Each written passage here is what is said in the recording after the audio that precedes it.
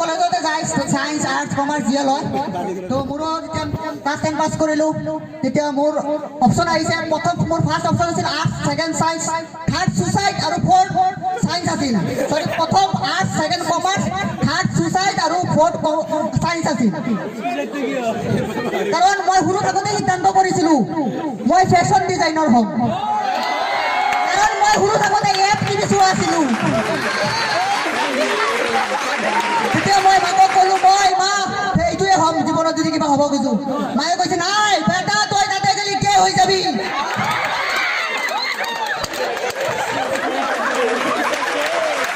কাৰণ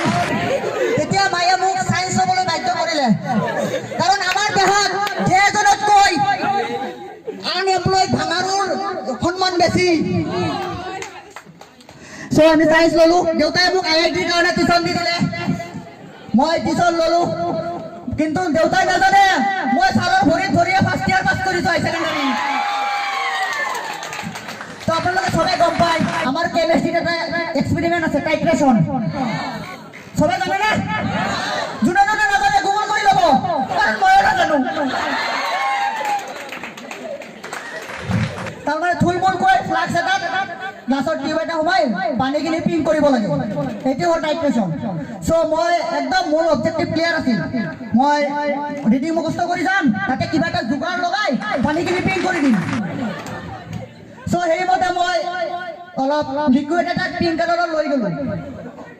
তাৰপিছত তাতে যাই ফ্লাক্সৰ যিটো টিউব আছে তাতে ভৰাই দিলোঁ লিকুইডটো ভৰাই পানী ভৰাই দিলোঁ তাৰপিছত চালোঁ যে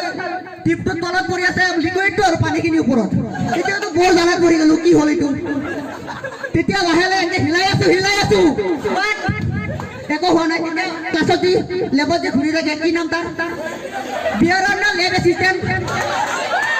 তেওঁ যাই ডাইৰেক্ট ছাৰক কৈ দিয়ে কেমেষ্ট্ৰি ছাৰক মই ভাবিছোঁ ঠিক আছে কৈ দিছে একো নাই মোক দুটা চৰ মাৰিব বা ধমকি দি এৰি দিব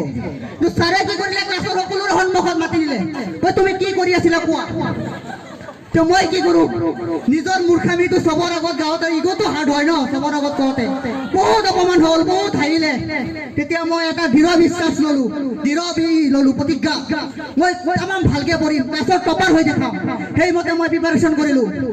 আৰু এক্সাম হলত গ'লোঁ যাই কিনে যেতিয়াই পেপাৰটো চাই চালোঁ আজিতো ফালিম পুৰা 100% কমন চ' তাৰপিছত এক্সাম লিখিলোঁ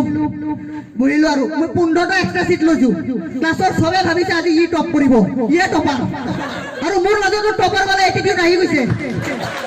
তাৰপিছত মোৰ লগৰ সন্মুখৰ ষ্টুডেণ্টৰ মোৰ ভাল বন্ধু সুৰজিত সি মোক সুধিছে ভাই 3 নম্বৰ এনচাৰটো কি তেতিয়া মই সেইটোৱে কৰিলোঁ যিটো এটা ৰিছপঞ্চিবল টপাৰে কৰে মই কৈছোঁ ডাইৰেক্ট মেমক মেম চিটিং কৰি আছে অলপ পিছত এনেকৈ গ'ল আমাৰ ছাৰ আহিলে কেমেষ্ট্ৰি ছাৰ আহি কেনে কৈছে ৰাজু ডাউট মই কৈছোঁ জলদি সোধক সময় নাই পিছত ছাৰে কৈছে নাই তুমি কিবা নৰা নেকি মই কৈছোঁ ছাৰ এনেকুৱা কোনো ডাউট নাই জীৱনত একবাৰে হৈছিল নিজৰ কাবিলিয়তৰ ওপৰত আৰু নাই তাৰপিছত সেনেকৈ এক্সাম গ'ল আমাৰ সেনেকৈ এক্সামকেইটা পাছ হ'ল আৰু লাহে লাহে ৰিজাল্ট দিয়াৰ কথা আমাৰ ৰিজাল্টটো আকৌ গাৰ্জেন আৰু ষ্টুডেণ্টক মাতি কেনে হেণ্ড টু হেণ্ড মানে বহীটো দিয়ে গাৰ্জেনৰ সন্মুখত তো সেনেকৈ এদিনা মাতিলে হলত ডাঙৰ হলত সেনেকৈ চেয়াৰত মেম আৰু গাৰ্জেনকেইটা বহিছে আৰু ষ্টুডেণ্টকেইটা মাটিত বহি বহিছে আজিলৈকে কোনো এটা গাৰ্জেনে উঠি কোৱা নাই এইকেইটাক মাটিত কিয় বহিব দিছে এনেকুৱা এজনেও বাধা দিয়ে না তেওঁলোকে কয় ইহঁতে এইটোৰে যোগ্য তাৰপিছত মই ভাবিলোঁ নাই মইতো টপাৰ মইতো ৰজা মইতো আহি ইয়াতে বহিব নোৱাৰোঁ মই চকী এখন আনি তাতে বহিলোঁ কাৰণ ৰজা প্ৰজাৰ লগত নবহে তাৰপিছত ছাৰে আমাৰ কেমেষ্ট্ৰি ছাৰ আহিল বহীখন হাতত লৈ আহিল লৈ অহাৰ পিছত সি এজনকৈ মাতি দি আছে কৈ আছে ধীৰাজ 35 হৃদয় আনন্দ 25 চালে আসলাম 25 তেতিয়া মোৰ নামটো মাতিলে কিন্তু মোৰ মাৰ্কটো পোৱা নাই মই ভাবিছোঁ as a super smart individual মই ভাবিছোঁ কি জানো মই চবতকৈ বেছি স্মাৰ্ট পাইছোঁ তো চবৰ আগত নকয় বেয়া পাব বুলি তো মই ভাবিছোঁ এদিনা মোৰ মনত পৰিছে মই যেতিয়া কেমেষ্ট্ৰিত ফেইল কৰিছিলোঁ চবেই মোৰ ওপৰত হাঁহিছিল আজি মই ভাবিছোঁ তহঁতকো শিক্ষাটো দিম তেতিয়া মই এই চিনেমাখন চাইছে না মে শুনা সুস্মিতা সেনে যে পল্লুখন এনেকে লৈ যায় চবৰে গালে গালে লাগি যায় মই ভাবছো মোৰ বহীখন চবৰে মুখত এনেকে মাৰি মাৰি যাম তো যেতিয়া চাৰে মোক মাতি লৈ গ'ল মুখত কৈ আছে বহীখন দিলাম মই ক'লো হা এনেকুৱা মোৰ প্ৰথম ৰিয়েকশ্যন আছিল হা মই কৈছো মই ইমান ব্ৰিলিয়েণ্ট ষ্টুডেণ্ট ইমান লিখিছো আধা নম্বৰ কেনেকে পাব পাৰো তেতিয়া এনেকুৱা এটা নম্বৰ পাইছো মই মানে আঙুলিটো গিৰিব নোৱাৰো আধা নম্বৰ 0.00.5 by 100 তেতিয়া মই ছাৰক ক'লো ছাৰ মই গাধা হয় কিন্তু ইমান ডাঙৰ গাধা তোৰ কাৰণে মোৰ চাকৰি ৰিভিউ হৈ গ'ল এটা ষ্টুডেণ্টে আধা কেনেকে পাব পাৰে তেতিয়া অলপতে আমাৰ প্ৰিন্সিপাল মেম দুই ধৰণৰ প্ৰিন্সিপাল থাকে এটা হ'ল প্ৰাইভেট স্কুলত দুই ধৰণৰ প্ৰিন্সিপাল থাকে এটা হ'ল হায়াৰ কৰা আৰু এটা হ'ল নিজে প্ৰতিষ্ঠান খুলি নিজে প্ৰিন্সিপাল হোৱা নিজে খোলা কেইটাৰ বহুত পাৱাৰ থাকে তেওঁ আহি কৈ আছে আমাৰ স্কুলত এনেকুৱা এটা ষ্টুডেণ্ট আছে যোনে মাত্ৰ আধা নম্বৰ পাইছে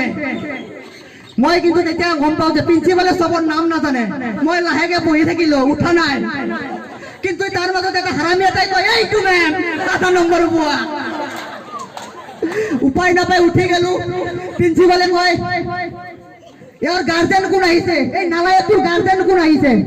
তেতিয়াও গাৰ্জেনো মোৰ মা কৈছিল মোৰ মায়ে থিয় হোৱা নাই প্ৰিন্সিপালে মোক ধৰিলে কয় কি বংশ পালো এইটো তাৰ পিছত মই ৰাস্তাত উপমান পাই মই ক'লো মেম এইটো মোৰ মা তেতিয়া মোৰ মা থিয় হ'ল তেওঁ কৈছে আপুনি এইটো কি ল'ৰা জন্ম দিছে মাত্ৰ আধা নম্বৰ পায় ইমান পঢ়াৰ পিছতো এইটো এডমিশ্যন কেনেকে পালা চাইন্সত কৈ কি কেনেকে পালা আপুনি কৈ আছে মোৰ মায়ে ক'লে কি কেনেকে পালা পাহৰি গৈছে নেকি 70,000 টকা লৈ যে এডমিশ্যন দিছিল এইটো কথা শুনি প্ৰিন্সিপালকে চক মই হৈ গেলো আৰে আমাৰ 70,000 টাকা আছিল নেকি ধন্যবাদ আৰু কিবা লাগিব নে